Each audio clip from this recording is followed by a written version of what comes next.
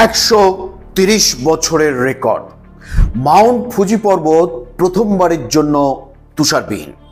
আবার অন্যদিকে ইতিহাসে প্রথমবার সৌদি আরবের মরুভূমি অঞ্চল ঢেকে গিয়েছে তুষারপাতে। আবার আইএমডি বলছে লা নিনার প্রভাবে এবার বাংলা সহ গোটা দেশ জুড়েই পড়বে জাঁকিয়ে শীত, যা কল্পনাও করতে পারছেন না আপনি, আমরা সকলেই। অনেকেই ভাবছেন তবে কি শীতে এবার বরফ পড়বে কলকাতায়? হ্যাঁ, তবে প্রত্যাশাটা একটু বাড়াবাড়ি হয়ে গেল বটে। তবে জলবায়ুর যে পরিবর্তন চোখে পড়ছে গোটা বিশ্ব জুড়ে, তাতে কোনো কিছুই আর অস্বাভাবিক বলে মনে হবে না এবারে। কিন্তু ঠিক কেন হচ্ছে এমনটা, কি বলছে ইতিহাস, আর কি বা জানাচ্ছেন আবহাওয়াবিদরা? সত্যি কি গোটা রাজ্য তথা দেশ জুড়ে জাঁকিয়ে শীত পড়তে চলেছে এবছরে?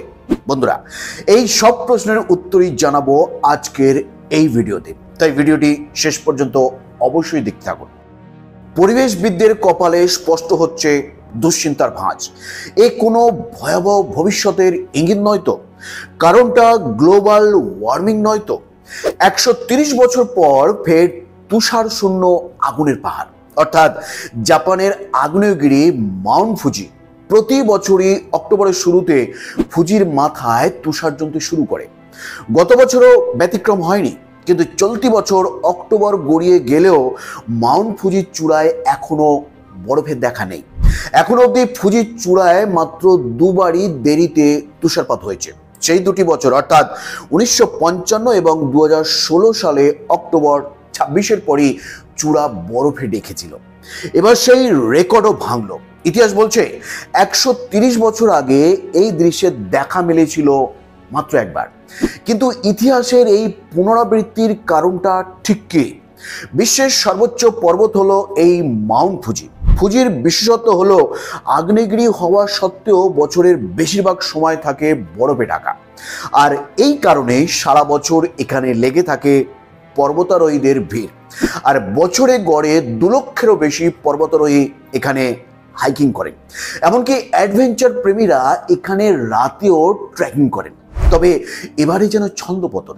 জানা যাচ্ছে জুন এবং আগস্টে তাপমাত্রা এখানে তুলনামূলকভাবে অনেকটা বেশি ছিল। সেপ্টেম্বরে উষ্ণতাও ছিল ঊর্ধ্বমুখী, আর তার ফলে ঠান্ডা বাতাস দ্বীপ রাষ্ট্রে ঢুকতেই পারেনি। জাপানি আবহাওয়া দপ্তর এবছরে অন্তত 15টি এলাকাকে অতি উষ্ণ বলে চিহ্নিত করেছিলেন। অক্টোবরে এই এলাকাগুলোর তাপমাত্রা 35 ডিগ্রি কিংবা তারও বেশি ছিল। জাপানি আবহাওয়াবিদরা বলছেন জাপানে এবছরের পরিস্থিতি সম্পূর্ণ আলাদা। পারদ এতটাই চড়েছে যে নভেম্বরের মাঝামাঝিতেও মাউন্ট ফুজিতে তুষার দেখা যাবে কিনা তা নিয়ে যথেষ্ট সন্দেহ রয়েছে। আর ফুজিতে তুষারপাত না হওয়ার কারণে পর্যটকদের সংখ্যাও কমেছে, ফলে জাপানিজ পর্যটন শিল্প রীতিমতো ক্ষতির মুখে। পরিবেশবিদরা বলছেন বিশ্ব উষ্ণায়নের ফলাফল যে কি ভয়াবহ হতে পারে তারই সূচনা হচ্ছে। অপরদিকে সম্প্রতি বিরল ঘটনার সাক্ষী থেকেছে সৌদি আরব। তুষারে ঢেকে গিয়েছে সমগ্র মরুভূমি, কিন্তু মরুভূমিতে তুষারপাত বিষয়টা ভাবলেও অবাক হতে হয়। অথচ এ কোনো গল্প বা সিনেমা নয়, বাস্তবেই ঘটেছে। উত্তরাঞ্চলের আলজব এবং তাকুদা অঞ্চলে তাপমাত্রা নেমে গিয়েছিল শূন্যের নিচে। পাহাড়ি এলাকা বলতে তুষারপাতের পাশাপাশি শিলাবৃষ্টিও হয়েছে।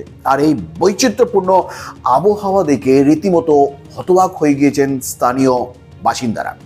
দিনের পর দিন বিশ্বজুড়ে জলবায়ুর এই উল্লেখযোগ্য পরিবর্তন আমাদের ভবিষ্যতে ঠিক কী প্রভাব ফেলতে চলেছে তা ভাবিয়ে তুলেছে এবার সাধারণ মানুষকে।